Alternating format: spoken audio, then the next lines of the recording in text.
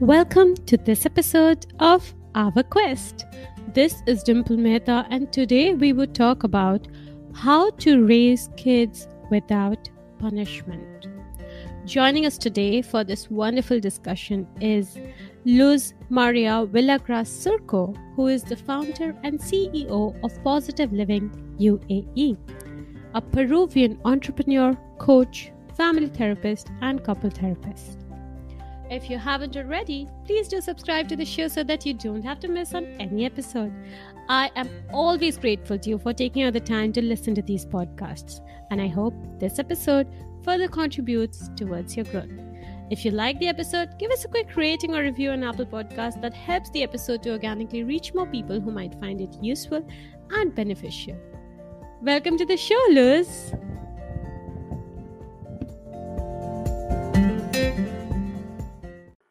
Thank you so much. It's my pleasure to be here with you.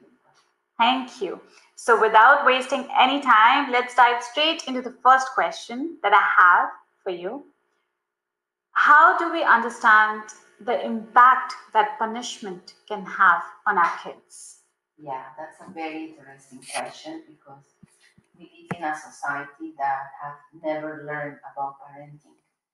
Parenting is a task that we think it's natural. It comes natural. And the way we see discipline is with the eyes of punitive, it's punitive because this is how we were taught. So what we do now in these times, and you know that in conscious parenting is ideally we like to demystify the myths about parenting because parenting does not come naturally. It's something we need to learn. And it is important because if we don't learn to be parents, we tend to repeat what has been done to us. And that is something that we call generational patterns, generational traumas. So if we do that and you were raised in a culture where authority and a linear way of parenting has been imposed to you, you want to do that to your kids. So if your parents hit you, and scold you and punish you or even physically abuse you, that's what you're going to do to your child.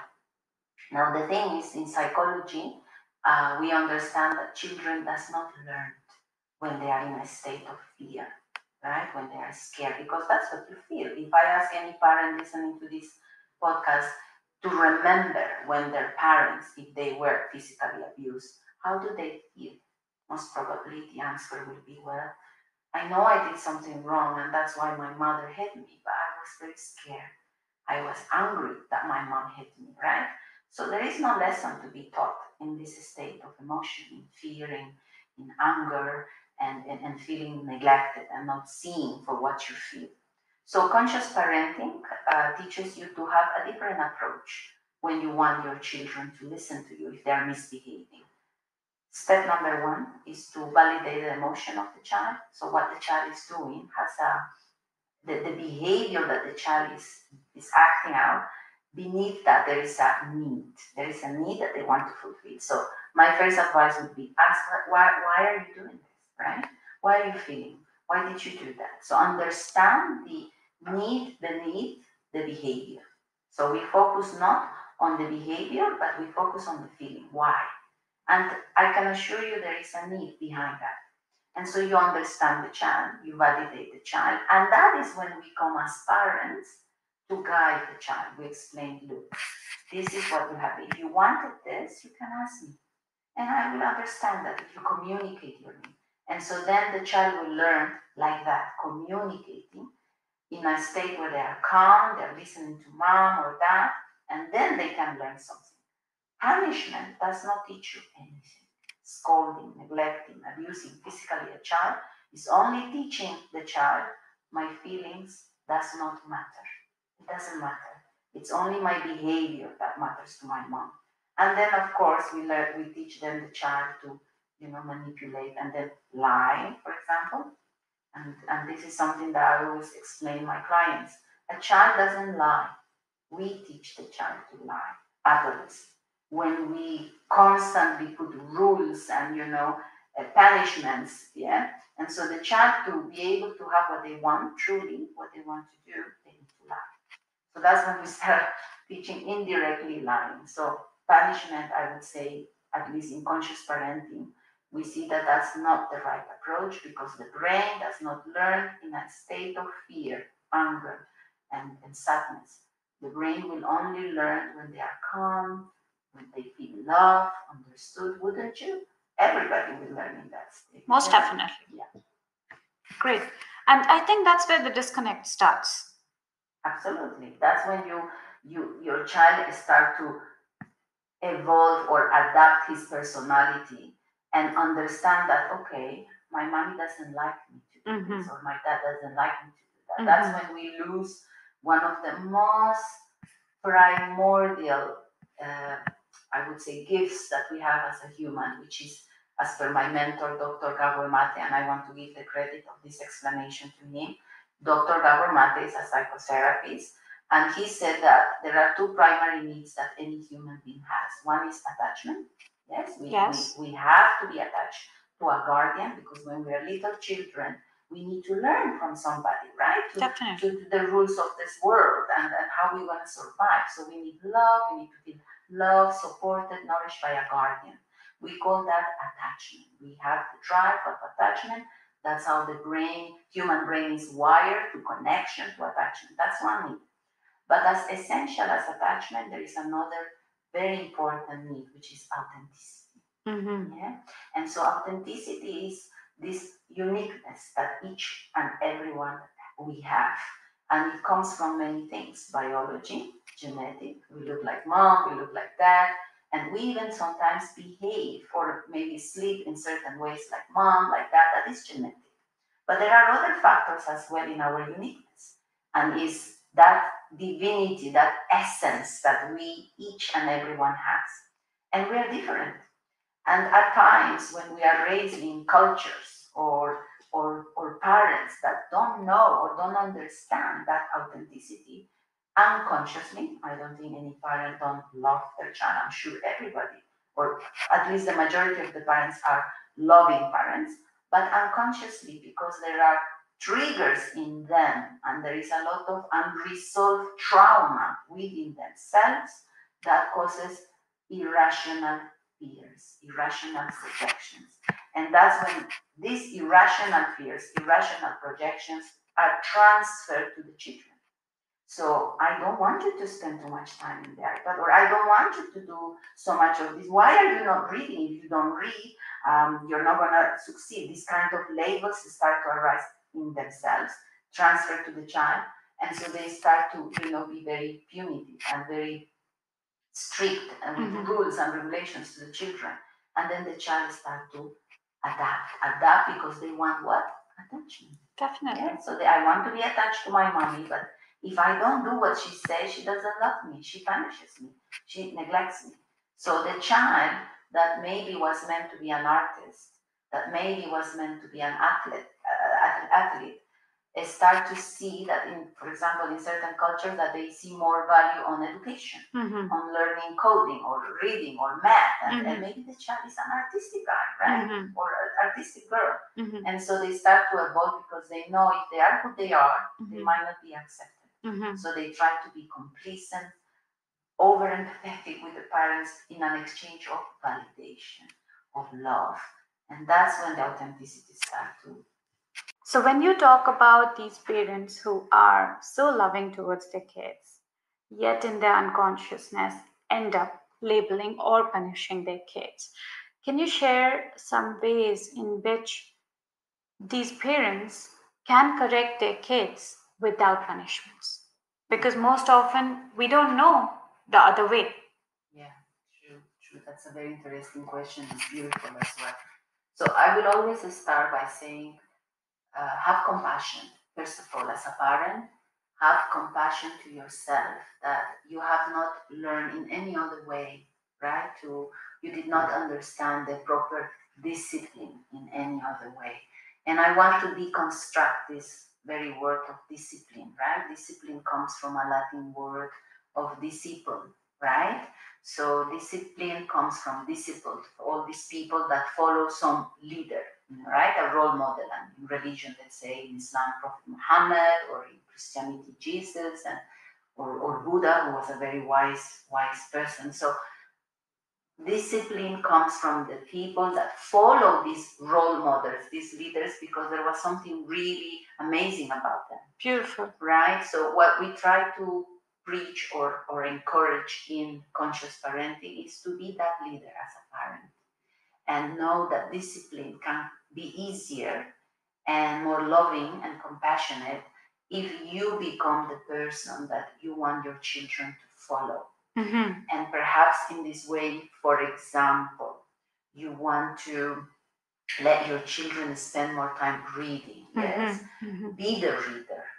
Be you the one that leads by example. So you hold that book, you call your children and read with them. Connect, make memories that your children can relate to you, remember you, and also see you doing the things that you want them to achieve. So without punishment, I would say the concept that Dr. Shefali, the creator of conscious parenting, she preaches and she says that the best method to teach a child consequences is cause and effect, right? Yes. So you explain that concept, and they do understand. They understand from the age of, I would say, 4 years old, the concept of cause and effect. So you explain to the child, right? This is what will happen if you do. This is the consequence, natural consequences, right? And then making boundaries also with your children. Learn, teach them to make healthy boundaries and be consistent with it, because parents, unfortunately, they are not consistent, right? They put boundaries, but because they are caught up in their own world, they are not consistent with enforcing those boundaries. So it's better to do that. It takes time, but rather than punishment, that it's more toxic and it's not a good way to teach children. Yeah. That's a beautiful way to explain. And since you brought up this interesting concept of cause and effect and consequences based on cause and effect, it's possible for parents to find it difficult to differentiate between when are they punishing their kids or serving them the consequences of their actions. So how can a parent differentiate between punishments and consequences? The word already is wrong, Dimple. I would say to use that word punishment, it's the very wrong hypnosis that we're doing to our children. Right. So you shouldn't say punishment. If you know as a parent that perhaps your child behaved in wrong ways, so you can guide your child and say, look, I know you did this, and I'm going to explain you why this is wrong. And unfortunately, the decision you took has this effect. And now we want to enforce this effect, and you explain why you are making that measurement, right? That measure. So I wouldn't use punishment. That in therapy, we know already the neuro-linguistic of that word punishment. It makes a very, very toxic, meaning. Negative impact, negative, yes. So I wouldn't use, I'm going to punish you, no. Yeah. I'm afraid you make a decision, and now we're going to see the consequence of the decision that you took. So I would say that I wouldn't use punishment. Yeah. So one example that I can give you about teaching children cause and effect, the very popular tantrums, right? You take a child into a shop, into a mall, the child goes into a toy store, wherever you go to see there, and you cannot buy that toy, right? And so the child starts crying, screaming in the shop, and the typical tantrum. At that very moment, there are so many techniques that I could, share with you. First and most importantly, don't panic. The parent need to be grounded. The child is allowed to be angry if he's not getting something. Fair enough, isn't it? It's a valid emotion. Yeah. Anger is a valid emotion. Yeah. So you allow the child, I see, and you make sure you do this. I see, use that expression. I see you're angry. And I understand. So what that says to the child, oh, you understand how I'm feeling. Yes. So I see you. I see you're angry, and I understand. I wish I can also have that toy, and I can buy you that toy. Right now, mommy cannot get this toy. But I wanted, and maybe there is kicking, crying, screaming. Again, the second technique Possible. of the parent, yes, is to not panic and not look around and have any fear of judgment. You see how much work for the parent has to be strong, the parent, not to feel that, oh my God, my child is crying, people are judging me. No. Secure. Grounded, because it's a valid emotion. The child is, angry. So you tell the child, yes, I see you're angry. I'm afraid I cannot buy it, but you are allowed to be angry. And come, can I be angry with you? So you take the child with you, maybe invite the child to come with you into one side or outside the shop and say, you're allowed to be angry. And I'm going to be here until you need to, process your anger. But I'm afraid I cannot get that for you today. And so the child understands that. My mom at least understands that I want it. And then maybe as a parent, you can create an alternative. Right? Said, look, I get it. You want this toy and I can't afford it now. Could it be possible that maybe next month, in 2 months, when I get some money, I'll get it for you and we come together. And the child might say, no, but I want it now and I want it now. And you say, yes, I know, I understand you want it now. But I'm telling you, this could be possibility that we come back and I'll get you the toy when we can afford it. And so eventually the child anger is a guest. It's a feeling that comes and goes. In a couple of minutes, the child will be like, okay, fine, mom, and let's go. And that will be, something that can happen. But that would definitely need for the parent to be patient, because the result is not like that. Not like that. That's the parent needs to be grounded. That's what I said. Because what will happen in a typical scenario, this is what will happen. The child cries. Parents are like, oh, you're so dramatic, right? They completely dismiss the emotion of the child. You're so dramatic. Are you going to cry for this? This is 1 second. My God, the people are looking at us. This is so embarrassing. They're judging that I'm not a good mother and I can't control my child. So I'm panicking and I'm in a state of panic. The child is panicked. So now it's your inner child in battle with your child in front of you. And it's a completely mess of emotions. So there is a clashing, So then you will start to punish the child. You will hit the child or scold or shake. That's the thing. The problem is within the parent. Because who is the child there? It's the child is your child. An immature brain. And this is where I go to this book of Daniel Siegel, this very amazing psychiatric that specializes in children.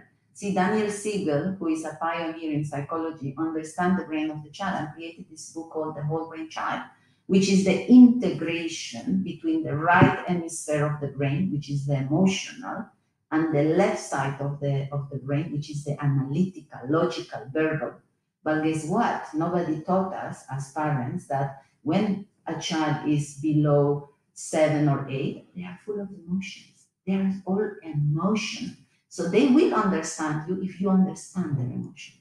If you dismiss that and you think in the logical level and on the analytical level, you tell, oh my God, I just told you I'm not going to buy you the toy, stop doing it. No, they don't understand logic. They are full of emotions. So this is why scientifically, we in conscious parenting, we understand this. We said, no, validate emotion, understand the child, and everything is going to be fine. Analytical mind is only developed until mid-20s. Beautiful. So human brain is developed their analytical. So that means you may still be out of college and your brain is still developing. Absolutely. Scientific. Great. Right? So this book that you recommend is suitable for what parents? Parents all parents. Okay. All parents. Because I just told you that this book is basically meant until mid-20s, 25, let's say. So it teaches you with examples. What I like about Daniel Siegel, he's very realistic, right? On that book, The Whole Brain Child, it teaches you examples with graphics and how to talk to your children. So if you are listening, if you're a parent that is listening to this, please get that book, The Whole Brain Child. It's an amazing book that teaches exercises and even, examples of how to integrate the right side hemisphere with the left side, even the upper side of the brain with the lower. It's an amazing book. Wow. Thank you for that recommendation, I'm sure. As beautifully as you have explained how much work a parent needs to do to raise the kid consciously, there's another place where kids get huge impact from, which is the places of education and learning, the schools, the colleges, wherever, even daycares for the early years. how can the people there, the teachers, the caregivers, how can they make an impact positively on the kids? How can the schools contribute to teaching the kids without punishments? Yeah, that's a very beautiful question, and thank you for asking that. And if you are a teacher listening to this podcast, please take this in consideration. I think, as we spoke in terms of education with parents, educating themselves to be parents and demystifying the myths around parenting, perhaps we can also invite ourselves as a society to learn to also teach in more conscious manners, right? So to teach children from what is actually biological, natural. In the previous question, I was telling you that biologically, scientifically, the brain works like that. We have the right side, the emotional side, and the left side, the analytical. And that is something that takes time to be mature. So if teachers and schools invite themselves to educate in the psychology of the children on understanding the developmental stages of the brain, psychologically and biologically, then perhaps they will have more awareness how to connect with children in a way that that the children can listen more, they can be more attuned to what teachers are trying to do. Because let's be honest, teachers have good intentions, they want to really transfer education, they want to teach children. I met beautiful teachers. I was very lucky to have good teachers to my children, but unfortunately still in that, coaching or transfer of education, they need to educate that emotions are something that they must consider. And punishment, this very rigid, linear discipline, the only thing that does with children is it blocks them. It makes them to see themselves as lesser than, as there is something missing on them. If you punish a child, the first thing that will come to them is fear, frustration. Am I not good enough? These are the questions that the psychic might be asking, right, within the child. Am I not good enough for my teacher? Am I lovable? Will I ever be good? Is there anything missing of me? There must be something wrong in me. That's why my teacher is, punishing me. There must be something. And let's be honest, then there's maybe nothing wrong with the child. It's just maybe the child, I don't know, might not have the resources or the time to practice with mom and dad. He has no support. And so that's what we need to understand as a school, as an institution of the school, educate themselves. They should educate themselves in understanding the brain of the child and speak to them according to age appropriateness. See, if you want a child of 5 year old to have logic in KG1, KG2, or FS1 or grade 1, logic doesn't work. Correct. Right? But if you talk to a child, let's say in year 9, they might understand much better. Still, they are in a developmental stages where, they don't like to be told, like the typical teenagers, right? In secondary. They are just in the transition of letting go of being a child and becoming an adult. And that's the age psychologically that they don't want to be told what to do because they are sick and tired of being told what to do all their lives. Yep. So if we understand at least with more compassion, the psychology, the developmental stages of the brain, perhaps teacher can also have a different approach, have more compassion, have more understanding how to pass education in a more compassionate manner. It's more understanding, it's more effective. Right. But like you said, that the parents need to be educated about how to be a conscious parent. So maybe the teachers also need certain training and education about how to deal with this. Yeah, because they're also dealing with so many kids and they can lose their patience, they can have their own inner triggers, and they can have their own challenges. Yeah, that's exactly what I was explaining. They need to educate themselves about the psychology and the brain of a child and a teenager. Totally. It's so insightful and deep, what you're sharing, because it's about the future generation of the world. It's about the kids that are being raised today and will be raised tomorrow, and how are the parents and teachers whom these kids are trusting treating them. Yeah.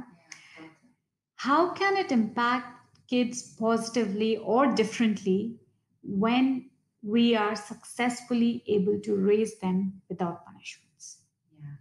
So this is an amazing question. Again, thank you for asking. And my first advice would be, and to all the parents that are listening to this podcast, that we and me, one of them, being raised with punishment, right? I know it's difficult to let go of these ways, of raising children. I know it's not easy. And some parents even say, no, this is just a spiritual thing, this conscious parenting, right? But I'm telling you, it's scientific. There is scientific studies done in how being a loving, connected, compassionate parent causes in the life of a child. There are scientific, um, uh, scientific, how do you say, experiments that has That been prove done. it. Yes, and of course we cannot do with children because it will be unethical and it wouldn't be allowed in psychology. But for example, I was giving you the example of the rats, right? So in Canada, there was an experiment where the rats were there was two different sets of rats, right? The mother rat that was kept with the cubs, with the small cubs, and this mother, it is nature that the mother, when she has little babies, start grooming the rats, the little rats, baby rats, by kissing the peritoneum, the anus of the rat, with love, with compassion. That's how rats transfer their love. And then they put another group of rats whereby the little babies were separated from the mother rat, and they occasionally will allow the mother to be with them. So they will not receive that much of love, nourishment, and support.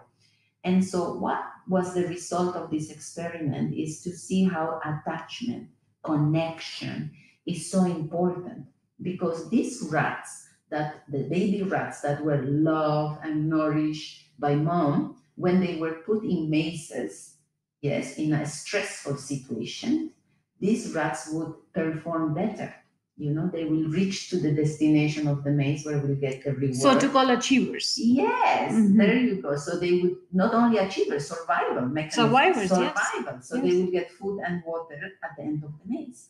And they acted very efficiently, these rats that were loved, nourished, and had connection. But the rats that were not, they were very stressed. They show a lot of levels of anxiety and stress. And so this is why I said conscious parenting is nothing that is guru or spiritual or trendy. It's actually nature. And animals knows that. And I also can give you another example. In the safari, the lioness, when she's having cubs, lioness sits in the jungle and the cubs plays around the mother. Yes, you will never see a little lion playing on its own. Mom has to be there. Why? Because the lioness presence gives a sense of safety to the baby cubs lioness, right? And so the cubs are playing and learning skills of survival, right? They're moving their paws, they're jumping. That's what they're learning. This is a survival skill. And they do it with the companionship of a mother, the love and the safety of a mother. We are the same. We humans, our limbic brain is developed, our self-esteem is developed by the love, connection, understanding of our parents, our primary guardians. So let's accept nature.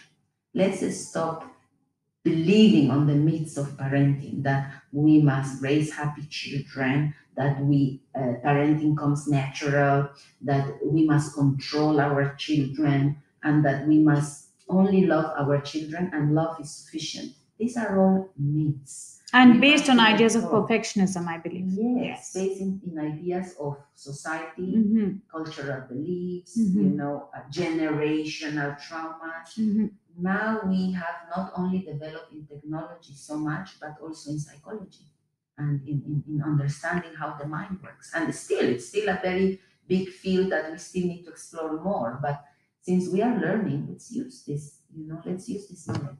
Beautiful as that sounds, it can be challenging for some mothers or even fathers for that matter, because we have responsibilities to fulfill, we have careers to look at, we have work to tend to. And sometimes we don't have time for kids. So, how can a working parent be a conscious parent then?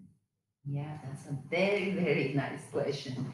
And like I was just telling you offline, the answer is very simple because a conscious parent doesn't have to be the perfect parent, okay? It is not about quantity, it's about quality. Connection doesn't take throughout the day 1 hour of you sitting with full presence. Here's the catch, with full presence with your child, like the lioness, like the example of the lioness. You sitting there with no phones, not scrolling in Instagram or Facebook, not distracted by what you have to do later or before, and this constant doing. You sitting with your child, just connecting in a very profound level. 1 hour. I mean, 1 hour, or maybe even 30 minutes, if that's the case, if you are so, a busy mommy. So it's about quality, not quantity. Your child wants your presence. And guess what? The child knows if you are present or not. We are, neglecting that the child is a sovereign, divine human being. And they teach us to be present. They are the masters. They teach us to be present because there is nobody in the world more present than a child. Child knows when they're playing, they're fully in presence with their games, and they teach us this very wisdom that we lack, or I guess we forget, right? Because we were a child once and we were like them. We were present, playing. And so it's about, to answer your question, it's about quality, not quantity. Yeah. Beautifully said. And I would just like to add that Luz is not just a professional in this, she's walking the talk. She's a working mother, raising 3 boys on her own, and she's doing an incredible job. So, what she's saying, she's also showing that by her own work. Yeah. Thank you. I mean, it's a constant work, and I just wanted to say that, being a conscious parent doesn't have to be a task. It's something that also requires the mothers or fathers, if they're listening, to take care of themselves. See, the very key point in conscious parenting is not neglect yourself. You cannot give what you don't have for you. And I want to leave this metaphor with you, which you're gonna love it, and maybe your listeners are gonna love it. The metaphor of the orange, right? And this is from Dr. Wayne Dyer. It's not mine, so I'm not going to take the credit. But Dr. Wayne, who was an author and writer, a very nice man, he said this: if you have an orange, Dimple, and you cut the orange and you squeeze, what comes out? Orange juice. Orange juice, yes. If one day somebody outside scream at you and shout at you and you become really angry, and then you again hold an orange and cut the orange and squeeze, what will it come? Still orange juice. Still orange juice, right? You might be angry, but the orange has only orange juice. Likewise, if one day you get a lottery or something nice happen to you, you are extremely happy, you cut the orange, you squeeze the orange, what comes out is orange juice. But you see, in humans, we are also the same. What we have inside of us is what we give to others. So if I pressure you a little bit, what comes out for you is what you have inside. So if you have inside patience, tolerance, groundedness, calmness, that's what will come. You will see me, that I'm the one, being enraged, but your groundedness, your calmness, your tolerance, which you have inside of you, will come out. So what you have inside is very important. So no matter what happens in the environment, whether it's your boss, your partner, your friends, it doesn't matter. What you have inside of you is what you give to others. So conscious parenting says very clearly, take care of you, mommy, take care of you, dad, meaning eat good, exercise, socialize, by all means, go to the gym, take care of you, because your happiness is what you're going to feed your kids. So it's what will come outside of you.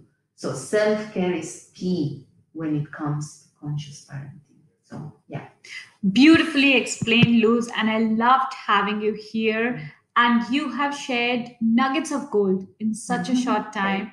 I hope the listeners would enjoy listening to it. That's a wrap for today. You have been listening to Our Quest. This is Dimple Mehta signing out. If you haven't already, please give us a quick review and rating on Apple Podcast. And don't forget, you can follow us on Instagram, Facebook, Twitter. Links in description. See you next week. Same time, same place.